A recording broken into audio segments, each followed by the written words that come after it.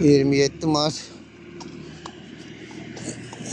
2026-cı il gecə saatlarında mən çıxmışam. Mən dəfələrlə çəkiliş eləmişəm, demişəm ki, yəni qazıntı aparırlar, qanunsuz qazıntı aparırlar. Hal-hazırda keçən dəfə mən 21 Mart 2026-cı ildə qazıntı aparan yerləri çəkmişdim. Hal-hazırda gecə saatlarındadır. Qazıntı aparırlar. Təpəçöl adlanan sərhəd məntəqəsinə yaxın. Ona görə də mən sizdən artıq dərəcədə xahiş edirəm. Budur, torpağı doldururlar. Torpağı doldurur. Özləri üçün şərpiç hazırlayıb pul qazanırlar.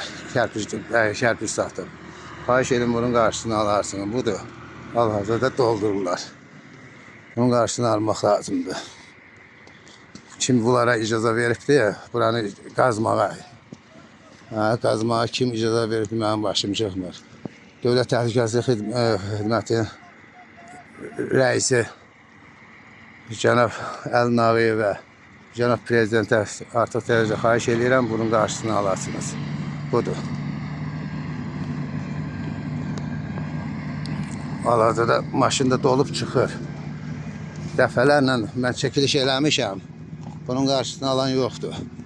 Xahiş edin, bu barədə qarşısını alarsınız. Nə vəziyyətdədir? Hər yeri pis vəziyyətə qoyurlar. Budur.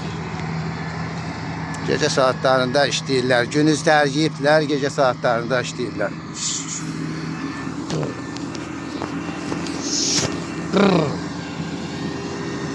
Budur. Hal-hazırda maşındır. Şadman maşındır. Nömrəsini çəkə bilmədim çünki qaranlıqda görünmür. Ekskator da var. Hal-hazırda ekskator da oradadır.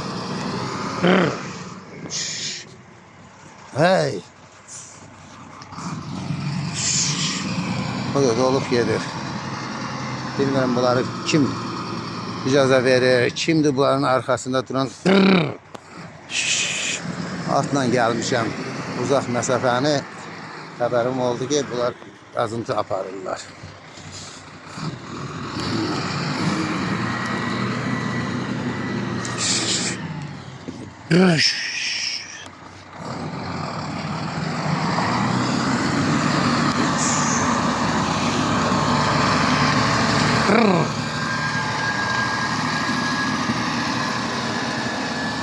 Hey!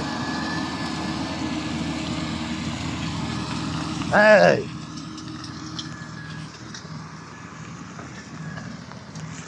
Hey!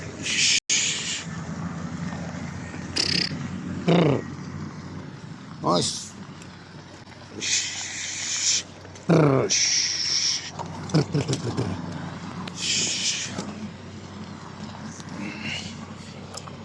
Hey!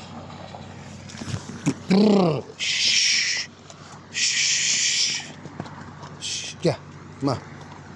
Sana.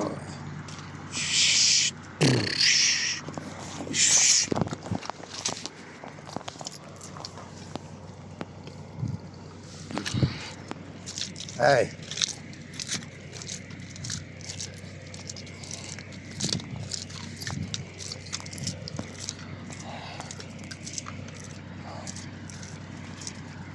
Hey.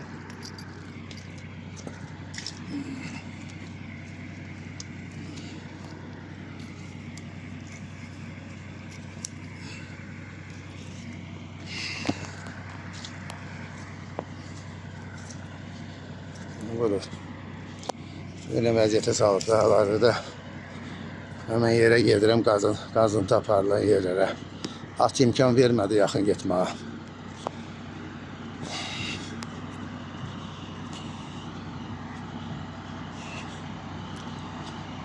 Sizdən artıq dərəcə xahiş edirəm, baxın nə vəziyyətə salırlar.